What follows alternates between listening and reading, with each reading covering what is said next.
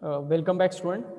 तो last lecture तक जैसे आपको पता होगा सेंटर ऑफ मास हम देख रहे थे, और सेंटर ऑफ मास के अंदर मैंने आपको बेसिक कंसेप्ट पढ़ाया था कि सेंटर ऑफ मास एग्जैक्टली होता क्या है।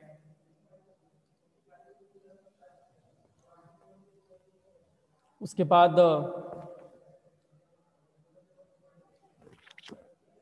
Centre of mass of two particle system हम देख रहे थे, और उसके अंदर मैंने आपको बताया था एक स्पेशल केस कि अगर एग्जैक्टली सेंटर ऑफ मास हमारे अगर ओरिजिन पर हो तो फिर उसके जो डिस्टेंस है R1 एंड R2 वो कैसे निकाले जाते हैं। उसके लिए मैंने आपको एक कॉमन डेरिवेशन में बता रहा था। जैसे हमने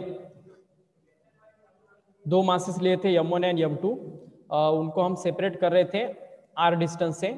ओके, मतलब इतना ही आपको डेटा दिया जाता है क्वेश्चन में कि दो मासेस है, दो मासेस को हम R डिस्टेंस से सेपरेट करने वाले हैं, ठीक है। और फिर सेंटर ऑफ मास एग्जैक्टली उनके सेंटर पर रहेगा, और इसके कोऑर्डिनेट्स हमें निकालने हैं। मतलब इसके कोऑर्डिनेट तो 0,0 रहेंगे क्योंकि ये एग्जैक्टली ओरिजिन पर है हमारे। और इस सेंटर ऑफ मास का जो डिस्टेंस रहेगा, इस सेंटर ऑफ मास का जो डिस्टेंस रहेगा M1 से वो R1 रहेगा, और सेंटर ऑफ मास का जो डिस्टेंस रहेगा M2 से वो R2 रहेगा, ठीक है। तो ऐसा ये पूरा रहने वाला है। तो R1 और R2 के वैल्यूज निकालने के लिए आपको फॉर्मूला आता है। तो जैसे मैंने आपको एक रिलेशन बताया था कि मास और जो डिस्टेंस रहता है ना सेंटर ऑफ मास से गिवन पॉइंट का, ये एक दूसरे को इनवर्सली प्रोपोर्शनल रहते हैं, ठीक है। M1/M2 is equal to R2/R1 आता है, ठीक है। मतलब मास और सेंटर ऑफ मास से गिवन पॉइंट का जो डिस्टेंस है ना, ये एक दूसरे को इनवर्सली प्रोपोर्शनल है। जिसका मास ज्यादा उसका डिस्टेंस कम सेंटर ऑफ मास से, जिसका मास कम उसका सेंटर ऑफ मास से डिस्टेंस ज्यादा होता है। तो इसके लिए हम डेरिवेशन कर रहे थे लास्ट लेक्चर, एक हाफ पार्ट हुआ था इसका। तो हम क्या ऐसा लिख सकते हैं, R1 + R2 is equal to R, यहाँ से लेकर यहाँ तक R1 है, यहाँ से लेकर यहाँ तक R2 है, दोनों को ऐड करेंगे तो हमें R मिल जाएगा। तो यहाँ पर हमें क्या करना है, R2 का वैल्यू रीअरेंज करके बताना है। R2 का वैल्यू क्या आएगा, M1/M2 इंटू R1 आएगा, ठीक है।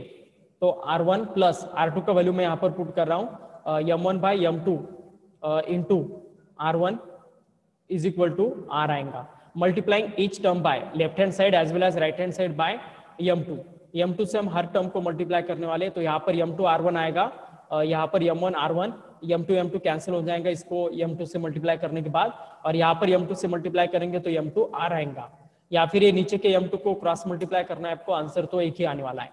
दोनों में से अब R1 को कॉमन आउट करना है। तो R1 को कॉमन आउट किया तो आएगा M1 + M2, और ब्रैकेट के इस तरफ रहेगा M2 इंटू R। तो R1 का वैल्यू रहने वाला है M2 R divided by M1 + M2। तो यह रहने वाला है final answer. So this is the final answer of question, okay. तो ये रहेगा R1 का वैल्यू। अब इसी बेस से हमें क्या करना है, R2 के वैल्यू को निकालना है। तो यहाँ पर भी हम वही फॉर्मूला यूज करने वाले हैं, R1 + R2 is equal to R, okay. और यहाँ पर हमें इंस्टेड ऑफ R2 R1 का वैल्यू सब्स्टिट्यूट करना है। तो R1 के वैल्यू को मैं क्या सब्स्टिट्यूट कर सकता हूँ, देखो बच्चों, R1 लेफ्ट हैंड साइड जब जाएगा तो ऊपर न्यूमरेटर में जाने वाला है, और फिर ये M2 राइट हैंड साइड जब ट्रांसफर होगा तो ऊपर जाने वाला है। तो M2/M1 इंटू R2 रहेगा। तो ये वैल्यू मुझे R1 का यहाँ पर पुट करना है, M2/M1, हाँ ठीक है, बराबर है, M2/M1 into R2 + R2 is equal to R रहेगा, ओके। तो अब हम लेफ्ट हैंड साइड और राइट हैंड साइड के हर एक टर्म को M1 से मल्टीप्लाई करने वाले हैं। तो M2 into R2 plus M1 से मल्टीप्लाई करना है हमें, left hand side and right hand side के हर टर्म को हमें M1 से मल्टीप्लाई करना है। तो M1 R2 plus M1 R2, एक मिनट, यहाँ पर M2 R2 बचेगा, यहाँ पर M1 R2 रहेगा, और यहाँ पर M1 R बचेगा। तो R2 और R2 को हम कॉमन आउट करने वाले हैं। तो R2 को कॉमन आउट किया तो M2 + M1 बचेगा, उसी को हम M1 + M2 भी लिख सकते हैं। 2 + 3 करो या 3 + 2 करो, आंसर तो एक ही आता है। इस वजह से फाइनल आंसर आएगा R2 is equal to M1 R divided by M1 + M2। तो ये ट्रिक फॉर्मूले से याद रखना बच्चों। सेंटर ऑफ मास का आपको अगर पोजीशन निकालना है, ओके, मतलब गिवन पॉइंट का अगर सेंटर ऑफ मास से आपको पोजीशन निकालना है तो फिर ये फॉर्मूला आपको याद रखना है। इसमें एक ही ट्रिक है, अगर यहाँ पर आप R1 ले रहे हो तो यहाँ पर M2 रहेगा, और यहाँ पर अगर आप R2 लेते हो तो यहाँ पर M1 रहेगा। बस इतना ही चेंज है। क्यों? क्योंकि मास और जो डिस्टेंस होता है सेंटर ऑफ मास से गिवन पॉइंट का, ये इनवर्सली प्रोपोर्शनल है एक दूसरे को। ठीक है, तो ये ट्रिक फॉर्मूला याद रखना बच्चों। ओके, इससे आपका बहुत काम आसान होगा और जल्दी से जल्दी आप ऐसे सवालों के जवाब निकाल सकते हो। ठीक है, कुछ दिक्कत बच्चों आप आ गए समझ में? सर। ठीक है,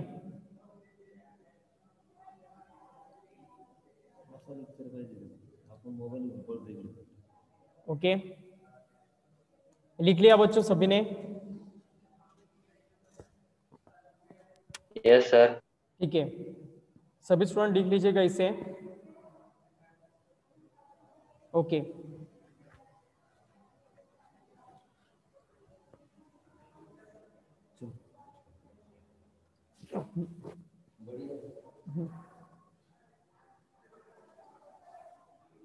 करूँ सिर्फ बच्चों?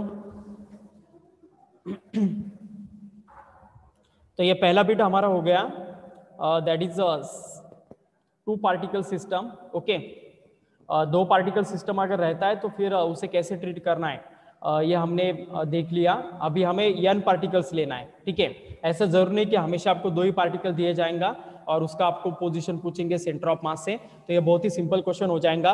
नियर बाय 5th-6th स्टैंडर्ड के बच्चों के लिए ऐसे क्वेश्चन पूछे जा सकते हैं, लेकिन अभी आप 12th स्टैंडर्ड में जा रहे हो, ओके, कुछ ही दिनों के बाद, तो फिर आपके लेवल के लिए थोड़े आपको कॉम्प्लेक्स क्वेश्चन देने पड़ेंगे। आते हैं ऐसे क्वेश्चन, ऐसा नहीं कि नहीं चाहते हैं, आते हैं, इस वजह से मैंने पढ़ाया। लेकिन इसमें थोड़ा एडवांस लेवल आता है, थोड़ा चेंज करके देते हैं वो। Okay, difficulty level. तो एक एक करके हम सेंटर ऑफ मास के बिट को देख रहे हैं।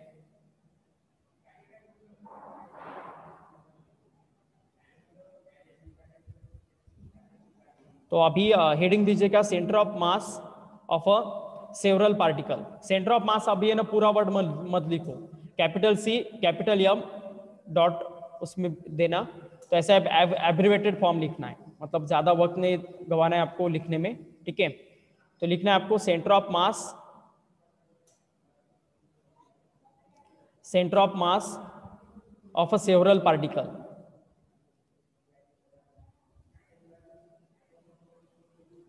सेवरल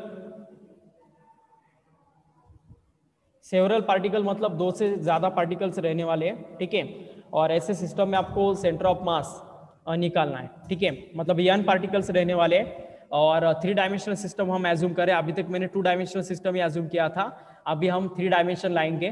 ठीक है, कुछ भी चेंज नहीं है आपको, अगर 2 डायमेंशन का लॉजिक क्लियर है ना, तो 3 डायमेंशन तो आपको समझ में आने वाला है।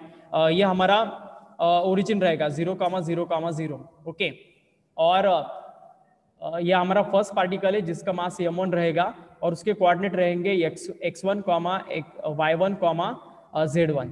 ठीक है, ऐसे कोऑर्डिनेट है पहले पार्टिकल के, और उसका सेंटर ऑफ मास से जो कोऑर्डिनेट रहेगा वो r1 रहेगा। ठीक है, उसके बाद सेकंड पार्टिकल रहेगा जिसका मास m2 रहने वाला है और उसके कोऑर्डिनेट रहने वाले x2, y2, z2। ठीक है, तो ऐसे कोऑर्डिनेट रहने वाले।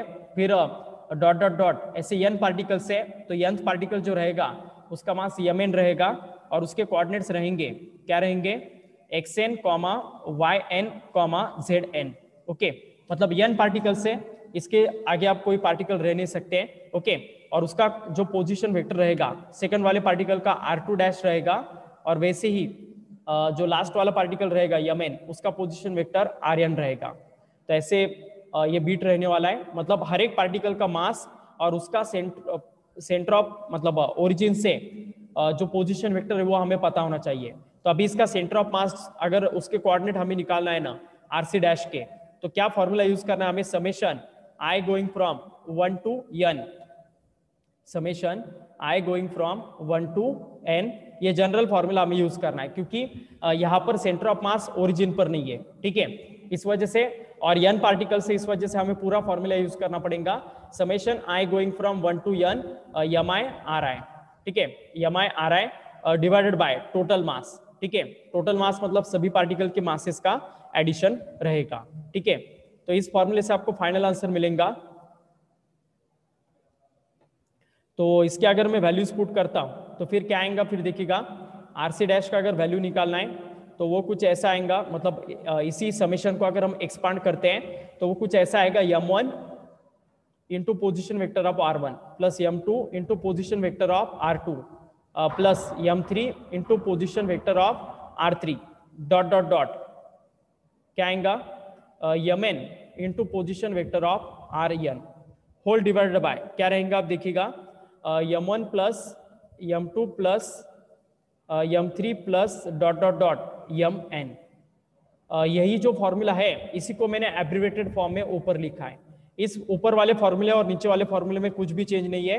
ऊपर वाला फॉर्मूला कॉम्पैक्ट है इन टर्म्स ऑफ समेशन है और नीचे वाला फॉर्मूला एक्सपांडेड वर्जन है उसका। ओके, दोनों भी आपको पता होने जरूरी है। तो इस वजह से आप सेंटर ऑफ मास का पोजीशन वेक्टर निकाल सकते हो। जैसे मैंने आपको पिछली बार बताया था, ऐसा आपको कंबाइन अगर नहीं निकालना है सेंटर ऑफ मास का कोऑर्डिनेट, तो आप फिर सेंटर ऑफ मास का एक्स कोऑर्डिनेट, सेंटर ऑफ मास का वाई कोऑर्डिनेट और सेंटर ऑफ मास का जेड कोऑर्डिनेट आप निकाल सकते हो। और ऐसा निकालने के बाद फिर आप इस वे से आरसी डैश के वैल्यूज को निकाल सकते हो। आरसी डैश का मतलब ये जो पोजीशन वेक्टर रहेगा सेंटर ऑफ मास का, उसे आप ऐसे निकाल सकते हो एक्सी इंटू आई कैप प्लस वाई सी।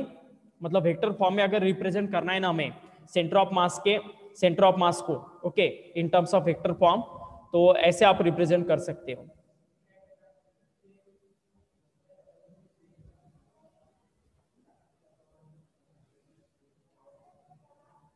तो ऐसे बीट रहने वाला है, ठीक है। तो अभी देखिएगा एक्सी का वैल्यू कैसे निकालना है हमें, मतलब ठीक है, माइक किसी का ऑन है।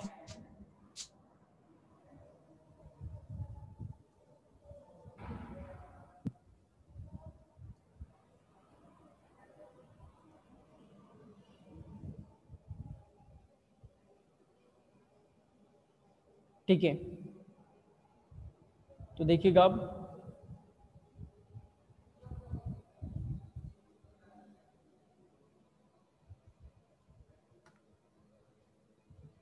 तो एक्सी का वैल्यू अगर हमें निकालना है, x coordinate of centre of मास, तो हम कैसे निकाल सकते हैं देखिएगा बच्चों।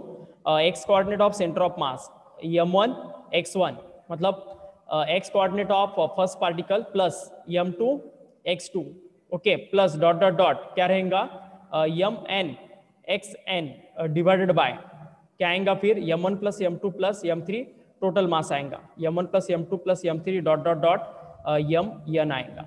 तो इस फॉर्मूले से आप एक्सी का वैल्यू निकाल सकते हो।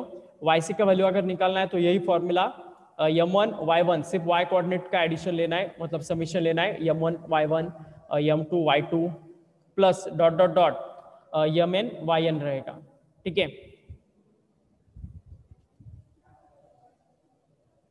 डिवाइडेड बाय क्या रहेगा m1 plus m2 plus m1 plus m2 plus m3 plus dot dot dot mn, ठीक है। और उसके बाद z कोऑर्डिनेट अगर निकालना है तो उसके लिए फॉर्मूला रहेगा m1 z1 plus m2 z2 plus dot dot dot mn zn, ठीक है, divided by m1 plus m2 plus dot dot dot mn रहेगा। ओके, समझ में आ गया बच्चों। आप आइदर एक्सी वाईसी जेडसी निकालकर उनके वैल्यूज अगर आप इस फॉर्मूले में पुट करते हो ना, तो वही आंसर मिलने वाला है जो आंसर आपको ये वाला फॉर्मूला देने वाला था, ठीक है। ये फॉर्मूला कंबाइन आंसर निकालेगा और ये formula individually X C Y C Z C निकालकर आप सभी के वैल्यूज यहाँ पर सब्स्टिट्यूट कर सकते हो, तो आपको टोटल वैल्यू मिल जाएंगे, ठीक है। समझ में आ गया बच्चों।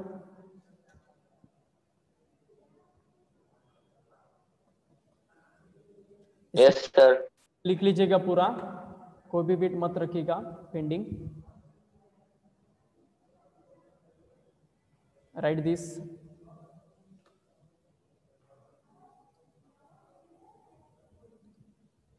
ठीक है।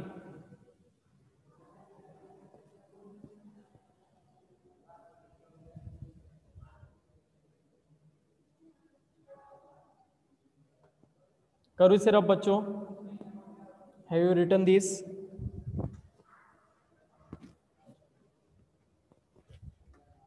Yes, sir. Okay. Okay okay okay, तो ऐसे बीट रहेगा सिस्टम ऑफ n पार्टिकल्स का। तो अभी तक जो बीट पढ़ा है मैंने आपको, पहले दो पार्टिकल सिस्टम, अभी n पार्टिकल सिस्टम हम देख रहे हैं। तो ये जो पार्टिकल थे ना, ये डिस्क्रीट पार्टिकल थे। डिस्क्रीट पार्टिकल मतलब अलग अलग पार्टिकल्स थे जिनका एक दूसरे के साथ कुछ भी कनेक्शन नहीं था। तो ऐसा अगर सेपरेट सिस्टम रहा ना, जिसे हम डिस्क्रीट सिस्टम कहते हैं, तो ऐसे डिस्क्रीट सिस्टम में सेंटर ऑफ मास हम इस वे से निकालते हैं जो मैंने अभी आपको फॉर्मूले बताए थे। ओके, और अगर हमें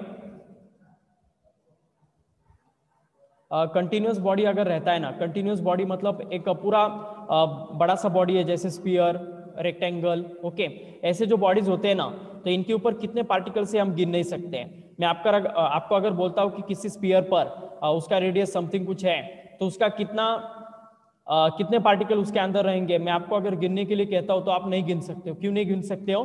क्योंकि वो इनफाइनाइट रहते हैं। ओके, मतलब कंटिन्यूस बॉडी पर कितने पॉइंट से हम गिन नहीं सकते हैं।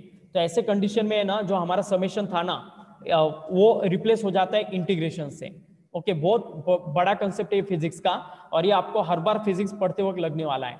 बॉडी के अगर फाइनाइट पॉइंट रहे ना, जैसे अभी ये n पार्टिकल्स थे, तो मैंने n पार्टिकल के मासेस को m1 m2 m3 up to mn तक एज्यूम किया था। हर एक का मैंने मतलब जो ओरिजिन था उससे उसके coordinate x1, y1, z1, x2, y2, z2, xn, yn, zn, ऐसे उनके कोऑर्डिनेट्स एज्यूम किए थे मैंने n पार्टिकल्स के।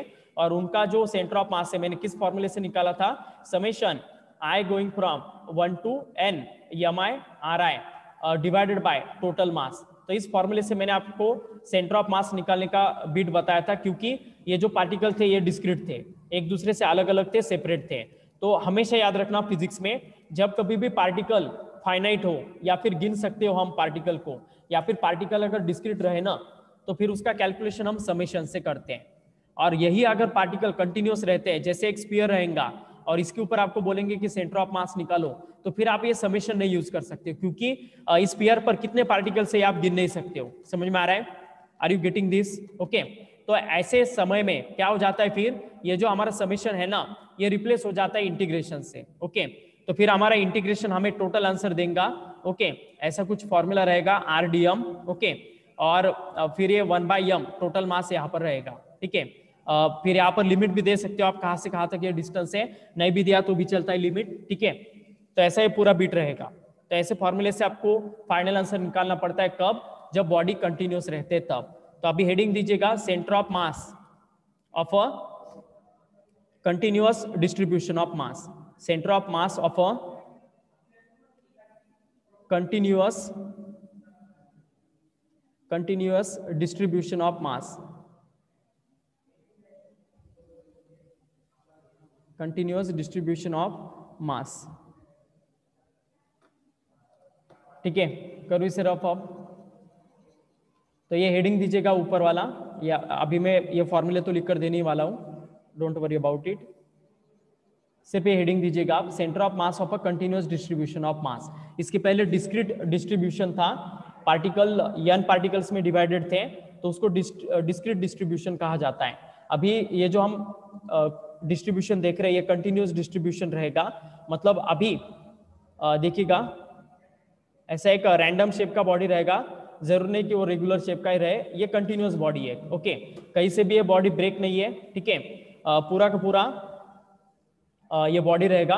मुझे पूरा बीट कंप्लीट करने दो, उसके बाद ही दूसरे लेक्चर में जाना है। ठीक है, 5-10 मिनट वेट करने दो, कुछ प्रॉब्लम नहीं, यहाँ पर ही रुको अभी तक। इसके बाद एक और बीट रहेगा, वो बीट होने के बाद लेक्चर आपको एंड करना है। ठीक है, तो ऐसा एक कंटिन्यूअस बॉडी रहेगा।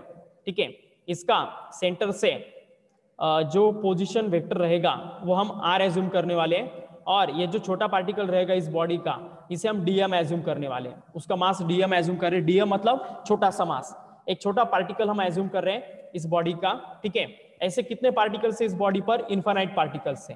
तो सभी पार्टिकल का अगर हमें सेंटर ऑफ मास निकालना है, तो फिर हमें सभी पार्टिकल का इंटीग्रेशन करना पड़ेगा। ठीक है, एक ही पार्टिकल अगर ये होता ना, तो RDM इस फॉर्मूले से हम उसका सेंटर ऑफ मास निकालते हैं। लेकिन यहाँ पर कितने पार्टिकल है बच्चों? यहाँ पर n पार्टिकल्स है, तो उसका जो सेंटर ऑफ मास का कोऑर्डिनेट रहेगा, ओके, ये अगर हमें निकालना हो तो हम कौन सा फॉर्मूला यूज करेंगे? 1/M integration RDM। ठीक है, ये फॉर्मूले से आप फाइनल आंसर निकालना है। ठीक है, थोड़ा कॉम्पैक्ट हो गया, मैं बड़ा करके लिखता हूँ।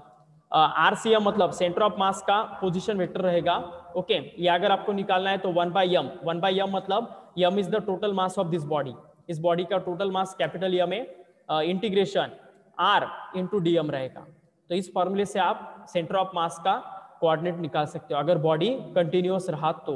ओके डिस्क्रीट रहता तो हम समेशन लेते हैं, कंटिन्यूअस रहा तो इंटीग्रेशन लेते हैं। ठीक है वेयर ये m मतलब क्या रहेगा, ये कैपिटल M जो नजर आ रहा है इसे इंटीग्रेशन ऑफ dm कहा जाता है। सभी छोटे मासेस dm का अगर हम इंटीग्रेशन करते हैं ना तो हमें बड़ा सा मास मिल जाता है जिसे हम कैपिटल M से इंडिकेट करते हैं। ठीक है तो ऐसा ही बीट रहेगा। आई होप आपको ये समझ में आ गया होगा। इस फॉर्मूले को भी आप पूरा अगर RCM के फॉर्म में नहीं लेते हो, इस R को अगर आप डिस्ट्रीब्यूट करते हो y कोऑर्डिनेट, x कोऑर्डिनेट और z कोऑर्डिनेट में, क्योंकि आपको पता है इस गिवन बॉडी को 3 एक्सिस में हमने डिस्ट्रीब्यूट किया है x, y और z में, तो इस वजह से आप इंडिविजुअली भी उसके कोऑर्डिनेट्स निकाल सकते हो। जैसे आप x कोऑर्डिनेट भी निकाल सकते हो इसका, x coordinate of centre of mass xcm मतलब x coordinate of centre of मास, इसे निकालने का फॉर्मूला रहेगा 1/M integration of xdm। Okay ycm का वैल्यू रहेगा 1/M ydm। ओके और zcm का रहेगा 1/M zdm। ठीक है तो ऐसे फॉर्मूलेज रहने वाले। तो xcm, ycm, zcm अगर आप निकालते हो तो फिर xcm i cap, ycm j cap और zcm k कैप करके आप इस सेंटर ऑफ मास के भी कोऑर्डिनेट निकाल सकते हो। ठीक है समझ में आ गया बच्चों। ज्यादातर आपको कंटिन्यूअस बॉडी के साथ चेक करना है, इसके क्वेश्चंस मतलब अगर आते हैं तो थोड़े हायर ऑर्डर के होते हैं, आपको इंटीग्रेशन इसके लिए पता होना जरूरी है। ठीक है इंटीग्रेशन अभी मत पूछो कि क्या होता है। ठीक है ये मैंने आपको जब फिजिक्स पढ़ाना स्टार्ट किया तो उसके पहले ही मैंने आपको इंटीग्रेशन पढ़ाया था कि एग्जैक्टली होता क्या है। तो इंटीग्रेशन अप्रोच से आपको कंटिन्यूअस बॉडी का सेंटर ऑफ मास निकालना पड़ेगा। ठीक है समझ में आ गया बच्चों। इस पर्टिकुलर टॉपिक रोटेशनल मोशन में हमें बहुत ज्यादा बार इंटीग्रेशन का बीट लगता है, तो इस वजह से बहुत अच्छे से क्लियर रखना। अगर किसी स्टूडेंट को पता नहीं है तो वो जाके मेरे जो पुराने वीडियोस है मैथमेटिकल टूल्स के वो जरूर देखिएगा और पहले इंटीग्रेशन को कंप्लीट कीजिएगा, क्योंकि ये कभी भी लग सकता है आपको ये टॉपिक पढ़ते समय। ठीक है करूँ इसे रब बच्चों।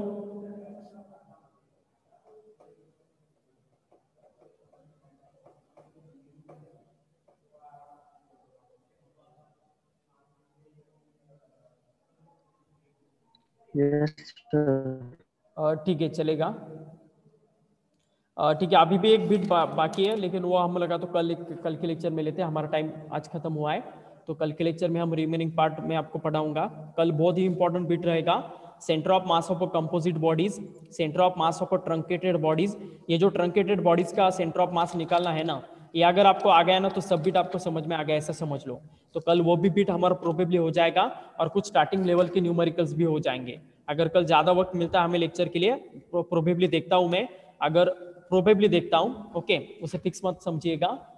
अगर होता है तो मैं थोड़ा जल्दी लेक्चर कल स्टार्ट करूंगा। ठीक है 1.5 घंटा मुझे अगर मिलता है कल तो बहुत कुछ हो जाएगा हमारा। ठीक है तो प्रोबेबली कल के लेक्चर में 70 to 80% हमारा सेंटर ऑफ मास खत्म होगा। छोटा सा बिट होता है जितना मैंने अभी आपको पढ़ाया, और उसमें 1-2 बिट ऐड करने के बाद पूरा थ्योरेटिकल बिट खत्म होता है, सिर्फ इसके न्यूमेरिकल की ओर ही हमें जाना पड़ता है। ठीक है तो वो हम कल जाएंगे उसके ऊपर। ओके तो कल प्रोबेबली ये बीट पूरा खत्म हो जाएगा हमारा। ओके नहीं हुआ तो फिर अगले लेक्चर वो खत्म होकर रोटेशनल मोशन जो हमारा मेगा बीट है 6 नंबर का जो चैप्टर है हमारा, वो फिर अगले लेक्चर में थोड़ा क्यों ना हो स्टार्ट हो जाएगा। ठीक है फिर उसके भी बहुत सारे मॉड्यूल्स हैं, नियर बाय 7 to 8 मॉड्यूल्स रहेंगे उसके हमारे। इसमें भी मतलब जो मॉड्यूल दिए आपको नोट्स के तौर पर, उन नोट्स में भी आपको बहुत सारे मॉड्यूल्स नजर आएंगे related to the rotational motion, तो वो भी हम एक एक करके कल के लेक्चर में देखते हैं। ठीक है तो अच्छे से लेक्चर हर दिन अटेंड कीजिएगा। ठीक है